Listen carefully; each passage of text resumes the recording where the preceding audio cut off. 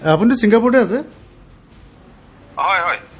কওকচোন জুবিন গাৰ্গৰ কেছটো আপোনালোকে কি মানে বিভিন্ন ধৰণৰ কথা বতৰা ওলাইছে, একজেক্টলি কি হৈছিল এইটো? জুবিন গাৰ্গৰ মৃত্যুক লৈ এটা ফোন কল আচলতে ভাইৰেল হৈ পৰিছে আৰু সেই ফোন কলটো ছিংগাপুৰৰ পৰা আহিছে আৰু ছিংগাপুৰৰ সেই ব্যক্তিজনে কি কি কথা কৈছে আপোনালোকক ফোন কলটো মই লগাই দিম, এতিয়া শুনিবলৈ পাব।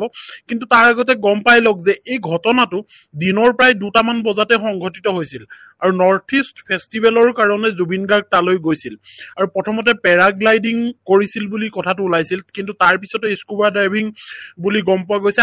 সাগৰৰ তলি চাবলৈ যায়, অক্সিজেন ইত্যাদি পিঠিত থাকে বা তেনেকুৱা ধৰণৰ সাজ পোছাক লৈ। আৰু কাষত যিখন ফটো আপুনি দেখি আছে, দুইখনেই হৈছে জুবিন গাৰ্গৰ। এখন হ'ল শেষৰখন ফটো যিখনত তেওঁ আঙুলিৰ এনেকে বিউটিফুল এনেধৰণে দেখাই আছে, আৰু ইখন হ'ল তেওঁ যেতিয়া হৃদৰোগত হয় শ্বাসক্ৰিয়া বন্ধ হৈ গ'ল তেতিয়া তেওঁক তলৰ পৰা তুলি অনাৰ এয়া দৃশ্য। কিন্তু মই ফোন কলটো লগাই দিছো, প্ৰথমতে শুনি লওক কি কি আলোচনা হৈছে, জুবিন গাৰ্গৰ নৰ্থৰ দেশ ক'ত ৰখা হৈছে, কি কথা, এই গোটেইখিনি কথাই আপোনালোকে গম পাব এই ফোন কলটোত। শুনকচোন, মই লগাই দিছো। তেখেতে মানে অসম এছ'চিয়েশ্যন ছিংগাপুৰৰ মানুহৰ লগত তেনেকে মিলি স্কুবা ডাইভিং কৰিব গৈছিলে, ঠিক আছে। তো স্কুবা ডাইভিং কৰিব যাওঁতে তাৰপিছত ডাইভটো মৰাৰ পাছতে বোলে তেওঁ মানে অলপমান উশাহৰ প্ৰব্লেম আহিলে বুলিছে। আৰু যেতিয়া উশাহৰ প্ৰব্লেম আহিলে মেনেজাৰ চব আছিলে লগতে, তাৰপিছত তেওঁলোকে আনি CPR দিলে, CPRটো দি পেলাই লগে লগে হস্পিটেল লৈ গ'ল, ছিংগাপুৰ জেনেৰেল এখন কি হস্পিটেল। তাতে গৈ পাওঁতে মানে এতিয়া মানে দুটা কথা কৈছে যে ICUত সোমোৱাইছিলেগে, কিন্তু সোমোৱাৰ পাছত কৈছে কিছুমানে কৈছে যে ব্ৰড ডেডে আছিলে মানে তেখেতে। দুটা বস্তুৱে মানে মানে ধৰি লওক খুব সংকটজনক অৱস্থাত নিছিলে আৰু নিওঁতেও। ছিংগাপুৰ গৈ তেখেতে ক'ত আছিলে এতিয়া খালি? তেখেত আছিলে আপোনাৰ ৰ'ব দেই, পেন পেচিফিক বুলি এখন হোটেলত আছিলে, পেন পেচিফিক। হয়, এতিয়াও ফোন কলটো শেষ হৈ যোৱা নাই, পিছৰ অংশটো মই লগাই দিম, এতিয়া আপোনালোকে শুনিব ইয়াৰ পিছৰ অংশটোত কি কথা কৈছে। হয়, তেখেত ছিংগাপুৰত আছে। অনুজ কুমাৰ বৰুৱা বুলি এজন ব্যক্তি আৰু এজন সাংবাদিকে তেওঁলৈ ফোন কৰি আচলতে এই কথাখিনি পাতিছে। আমি তাৰ ক্ৰিয়দাংশ লগাই দিছো, আচলতে কি পাতিছে আৰু কি ঘটিছে, কেতিয়া সংঘটিত হৈছিল, কিমান সময়ত, আৰু জুবিন গাৰ্গৰ লগত সেইখিনি সময়ত কোন কোন আছিল। শান্তনু শৰ্মা, হয় শান্তনু বোলা ব্যক্তিজন আছিল নেকি, এনেকুৱা ধৰণৰ কথা আহি পৰিছে। হয়, শ্যামকানু মহন্ত আচলতে, যাৰ নাম শ্যামকানু মহন্ত লগত আছিল, এই কথাখিনিও তাত আলোচনা হৈছে। আৰু জুবিন গাৰ্গৰ পষ্টমৰ্টম কেতিয়ালৈ কৰিব এই কথাখিনিও আলোচনা কৰা হৈছে। গতিকে নৰ্থ ইষ্ট ফেষ্টিভেল অনুষ্ঠানটো তাত অনুষ্ঠিত হৈছিল আৰু জুবিন গাৰ্গৰ অহা কালিলৈ আচলতে প্ৰগ্ৰেম আছিল, এই কথাখিনিও গম পোৱা গৈছে। কিন্তু সেইখিনি সময়তে জুবিন গাৰ্গ আৰু তেওঁৰ যিটো গ্ৰুপ আছিল, এই গ্ৰুপটোক লৈ আচলতে স্কুবা ড্ৰাইভিং কৰিবলৈ গৈছিল আৰু এই ড্ৰাইভিং কৰিবলৈ যাওঁতে এই অঘটনটো ঘটে, যিটো আমি মুঠেই কামনা কৰিব নোৱাৰো। কিন্তু আপোনালোকে ফটোবোৰত দেখিছে যে প্ৰকৃততে কি হৈছে, কেনেকৈ জুবিন গাৰ্গক তুলি অনা হৈছে। আৰু সাগৰৰ তলিত শেষৰখন ফটোও দেখিছে আপোনালোকে, কেনেকৈ তেওঁ হাতেৰে আঙুলিৰে ইচাৰা দিছে, আচলতে সংকেত দিছে, খুব ধুনীয়া এনেকে ধৰণে। ঠিক আছে, ইয়াৰ পিছৰ অংশটো মই লগাই দিছো, আপোনালোকে শুনকচোন কি কথা পাতিছে তেওঁলোকে। আপুনি শ্যামকানু মহন্তৰ কথাই সুধিছে চাগে? হয় হয়, আছিল নেকি তেখেত নাই, তেখেতৰ বিজনেছ মিট এখন চলি আছিলে, আমি তাতে আছিলো। হেল্ল', জুবিনৰ প্ৰগ্ৰেম কেতিয়া আছিলে? আজি জুবিনদাৰ প্ৰগ্ৰেম আছিলে, কাইলে আছিলে প্ৰগ্ৰেম। আৰু জুবিন গাৰ্গৰ লগত আৰু কোন কোন গৈছিল?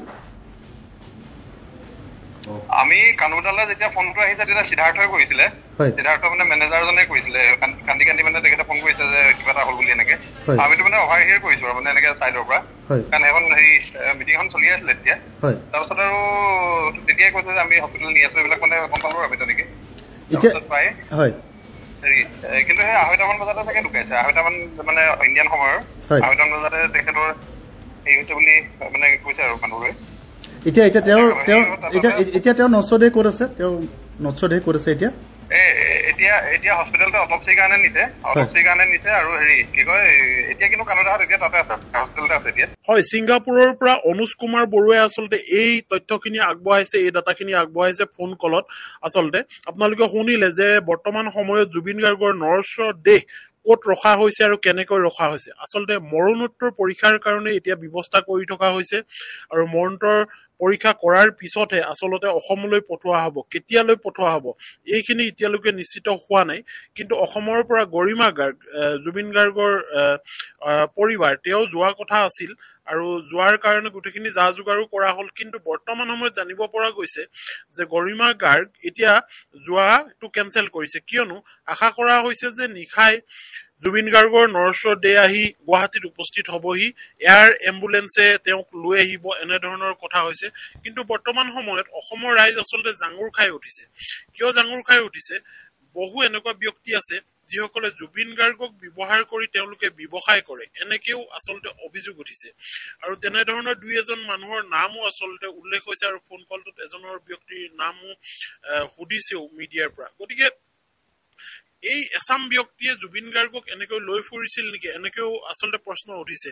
আৰু জুবিন গাৰ্গৰ বয়স এতিয়া বৰ্তমান সময়ত হৈছিল 52 years। 52 yearsত তেওঁৰ আচলতে দৈহিকভাৱে তেওঁ যথেষ্ট দুৰ্বল আছিল আৰু সকলো সময়ত তেওঁ সুস্থ হৈ নাথাকে, বিভিন্ন সময়ত তেওঁৰ গা বেয়া হয়।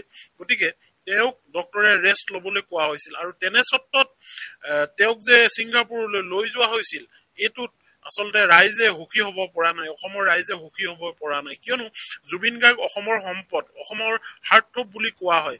কিন্তু এই জুবিন গাৰ্গক যে কোনোবাই এনেধৰণে মটিভেট কৰি লৈ গৈছিল, এই কথাখিনি আচলতে ৰাইজে অকণমান বেয়া পাই আছে। আৰু বিশেষকৈ দেখা পোৱা গৈছে যে জুবিন গাৰ্গৰ লগত জেনেৰেলি তেখেতৰ পৰিবাৰ গৰিমা গাৰ্গ আচলতে যায়। কিন্তু এইবাৰ দেখা পোৱা নগল গৰিমা গাৰ্গ আচলতে যোৱাটো। গৰিমা গাৰ্গক আচলতে কিয় নিয়া নহল? হয়তো গৰিমা গাৰ্গে নিজেও নাযাওঁ বুলি কব পাৰে, আমিতো সেইটো গম নাপাওঁ। কিন্তু গৰিমা গাৰ্গ থকা হলে হয়তো এনেকুৱা দুঃসাহসিক এনেকুৱা ধৰণৰ কাম নকৰিলে হয় হয়তো জুবিন গাৰ্গে। এনেকুৱা ধৰণৰ দুঃসাহসিক কাম কৰাৰ কাৰণে আজি যে আমি এই মৰমৰ শিল্পীজনক হেৰুৱাবলগীয়া হল, এইটো সত্য হৈ পৰিছে। গতিকে এনেকুৱা ধৰণৰ দুঃসাহসিক কাম নকৰিলে হয় যদি গৰিমা গাৰ্গ লগত থাকিল হয়। ঠিক আছে দিয়ক, খুব সোনকালে হয়তো জুবিন গাৰ্গৰ নৰেশ্বৰ দে আহি আমাৰ অসমত উপস্থিত হব আৰু অসমৰ কাৰণে বহুত এটা দুখৰ বিষয়।